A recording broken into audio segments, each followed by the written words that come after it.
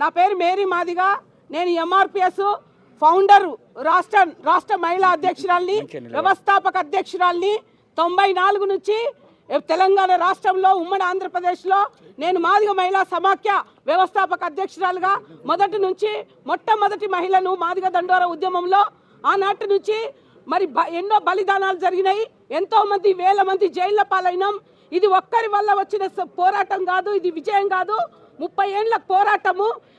ఎంతో మంది తల్లుల గర్భశోకాలు ఇక్కడ ముడిపడి ఉన్నది. తెలంగాణ ఉద్యమంలో 1200 మంది గర్భశోకాలు ముడిపడ్డట్టే ఎంఆర్పిఎస్ ఉద్యమంలో కూడా అమరులైన కుటుంబాలు ఎన్నో ఉన్నాయి, జైళ్ల పాలైన కుటుంబాలు ఎన్నో ఉన్నాయి, జీవితాలను కోల్పోయిన కుటుంబాలు ఉన్నాయి, చదువుకు, విద్యకు, ఉపాధికి, అవకాశాలకు అన్నిటికీ దూరమైన కుటుంబాలు.